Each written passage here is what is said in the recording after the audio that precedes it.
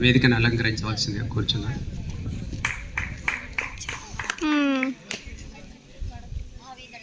సభాధ్యక్షులు, పాఠశాల ప్రధాన ఉపాధ్యాయులు, అలాగే నాతోటి ఉపాధ్యాయులు, గ్రామ ప్రముఖులు, విద్యార్థులు అందరికీ గణతంత్ర దినోత్సవ శుభాకాంక్షలు. మనం ప్రతి సంవత్సరం ఇలా వేడుకగా జాతీయ పండుగలు అనేవి మనం నిర్వహించుకోవడం జరుగుతుంది.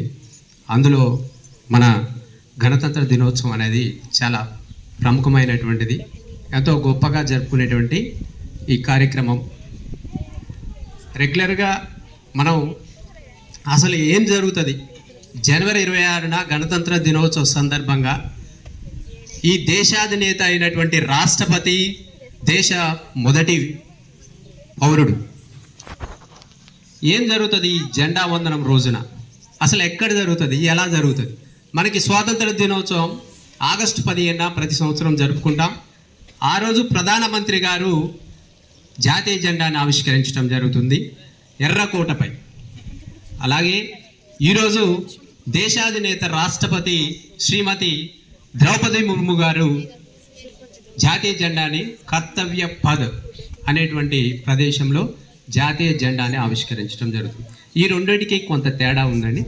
ఆ తేడాని విద్యార్థులు గమనించాలి, అలాగే గ్రామస్తులు కూడా గమనించండి.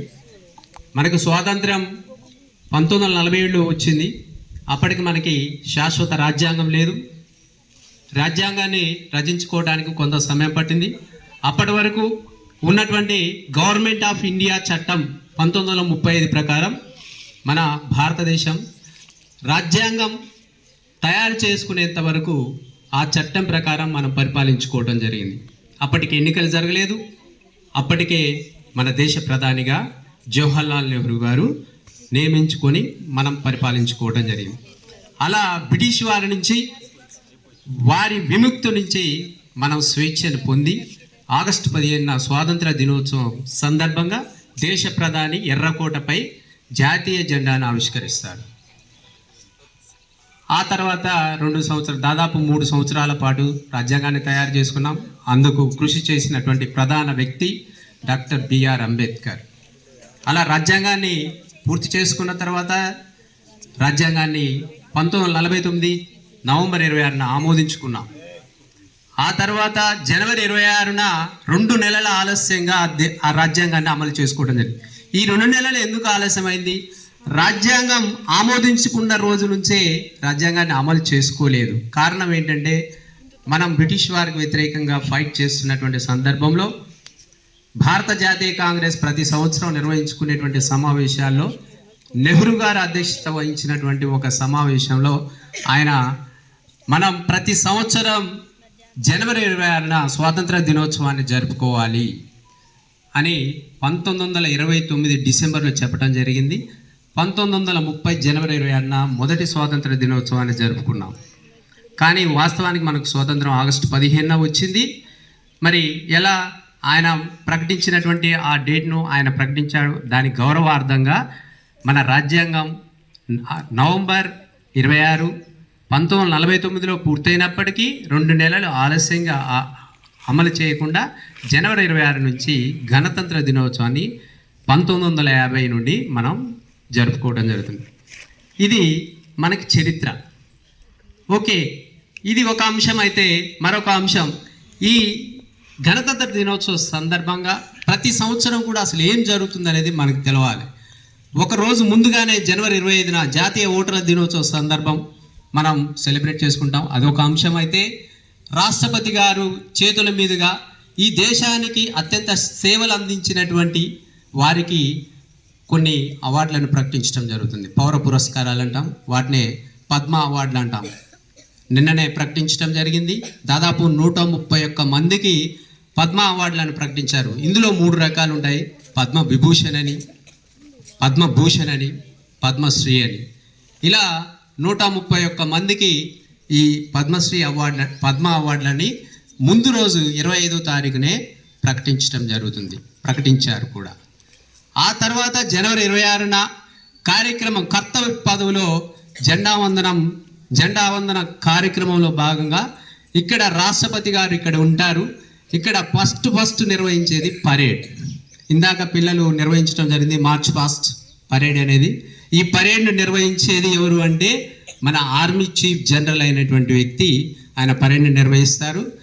మన దేశం ముఖ్యంగా మన దేశాన్ని రక్షించేటువంటి రక్షణ శాఖల ఆధ్వర్యంలో 3 సైనిక దళాలు ఉంటాయి. అవి ఒకటి Indian army, Indian navy, Indian air force.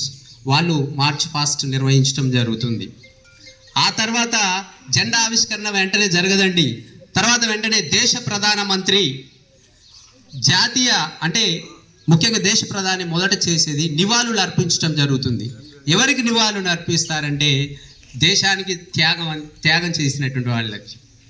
అలా జాతీయ యుద్ధ స్మారకం అనేది నేషనల్ వార్ మెమోరియల్ అనేది ఒకటి ఉంటుంది. అక్కడికి వెళ్ళి నివాళులు అర్పించడం జరుగుతుంది. ఆ తర్వాత జెండా ఆవిష్కరణ ముందుగా పరేడ్ నిర్వహించడం జరుగుతుంది. 3 దళాలు ఆర్మీ, నేవీ, ఎయిర్ ఫోర్స్ వాళ్ళు పరేడ్ నిర్వహిస్తుంటే ఇక్కడ రాష్ట్రపతి గారు గౌరవ వందనం స్వీకరించడం జరుగుతుంది. ఇందాక మన వాళ్ళు స్వీకరించినట్లుగా. అలా గౌరవ వందనం పూర్తయిన తర్వాత జెండా ఆవిష్కరణ జరుగుతుంది. ఆ తర్వాత ఏం జరుగుతుంది అంటే మన దేశంలో ఉన్నటువంటి రాష్ట్రాలు, కేంద్రపాలిత ప్రాంతాలు దాదాపుగా ఈ సంవత్సరం 17 రాష్ట్రాలు, కేంద్రపాలిత ప్రాంతాల నుండి 30 శకటాలని ప్రదర్శించడం జరుగుతుంది. అక్కడ ఇలాగే పరేడ్ ఈ ప్రదేశం మొత్తం కర్తవ్య పదవిలో. అంటే ఉదాహరణకి తెలంగాణ రాష్ట్రం ఉంది. మన సంస్కృతి, మన సంప్రదాయం, మన వారసత్వాన్ని గుర్తు చేసుకుంటూ అక్కడ కొన్ని మన రాష్ట్రం తరపున ఒక శకటాన్ని ప్రదర్శించడం, బతుకమ్మ కావచ్చు, బోనాల పండుగ కావచ్చు, ఏదైనా దాన్ని ఉట్టిపడేలా ప్రదర్శించడం జరిగింది. అలాంటి 30 శకటాలు అక్కడ ప్రదర్శిస్తారు. ఇలా మన సాంస్కృతిక వారసత్వాన్ని కూడా అక్కడ ప్రదర్శించడం జరుగుతుంది. ఆ తర్వాత ఇదంతా పూర్తయిన తర్వాత జనవరి 26 తోటే గణతంత్ర దినోత్సవ వేడుకలు పూర్తి కావండి. జనవరి 29న పూర్తి కావటం జరుగుతుంది. జనవరి 29న చివరిగా బీటింగ్ రీట్రీట్ అనే ఒకటి ఉంటుందండి. ఆర్మీ కానీ, నేవీ కానీ, ఎయిర్ ఫోర్స్ కానీ ఈ 3 దళాలు కూడా బీటింగ్ రీట్రీట్ సెరిమనీ అనేటువంటిది జరగడం జరుగుతుంది.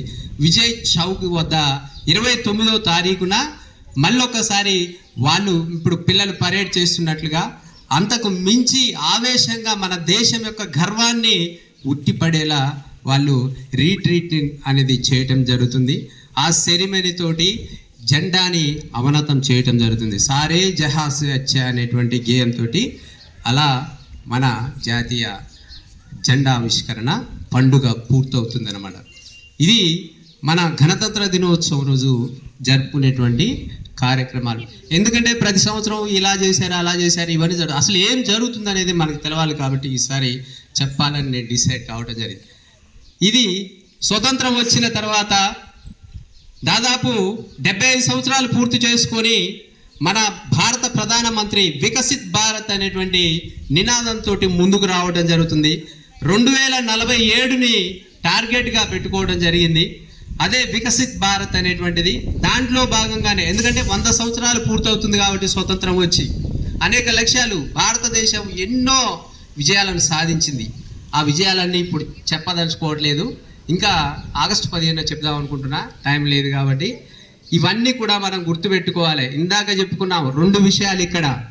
మన దేశాన్ని శత్రు దేశ మూకల నుండి రక్షించడానికి రక్షణ దళాలు Indian army, navy, air force అనేవి ఉన్నాయి.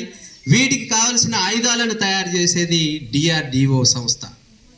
అలాగే దేశాభివృద్ధిలో తమ వంతు దేశాన్ని అభివృద్ధి పదంలో నడపడం కోసం కొత్త సాంకేతిక విజ్ఞానాన్ని దేశానికి అందించడానికి విదేశీ సాంకేతిక పరిజ్ఞానంపై ఆధారపడకుండా స్వదేశీ సాంకేతికతపై ఆధారపడాలనేటువంటి దాంట్లో భాగంగా ఇస్రో సంస్థ అనేక రకాల ప్రయోగాలు అంతరిక్షంలోకి పంపించడం జరిగింది. వాటి ద్వారానే ఈరోజు కమ్యూనికేషన్ సొంతంగా భారతదేశాన్ని కూడా నావిక్ అనేటువంటి GPS సిస్టమ్ అనేది కూడా మనం వాడుకుంటున్నాం. ఇలా ఎన్నో ఉన్నాయి. అలాగే ఇందాక పిల్లలు చెప్పారు మనం సాధించిన విజయాలు, మనం ఎదుర్కొంటున్నటువంటి సవాళ్ళు ఎన్నో ఉన్నాయి. సింపుల్గా ఒక 2-3 చెప్తాను. మరి ఇన్ని విజయాలు సాధించినప్పటికీ మన దేశం అనేక రకాల సవాళ్ళను ఎదుర్కొంటుంది. ఆ సవాళ్ళు ఏంటి? పేదరికం కానీ, నిరుద్యోగం కానీ, అలాగే ముఖ్యంగా పర్యావరణ కాలుష్యం, సైబర్ నేరాలు, సామాజిక అసమానతలు. వీటన్నింటి అంతిమ పరిష్కారం, ఈ సవాళ్ళకి అంతిమ పరిష్కారం అనేది తరగతి గది నుండే ప్రారంభమవుతుంది. ఇది జరగటానికి ప్రధాన కారణం ఎవరు అంటే ఈ ఉపాధ్యాయుడి యొక్క పాత్ర చాలా కీలకంగా ఉంటుంది. అంటే భవిష్యత్ జాతి నిర్మాణం ఉపాధ్యాయుడి చేతిలో ఉందనేది ఉపాధ్యాయులందరూ గుర్తుంచుకోవాలి. నాకు ఈ అవకాశం ఇచ్చిన ప్రధాన ఉపాధ్యాయులకి ధన్యవాదాలు తెలియజేస్తున్నాను.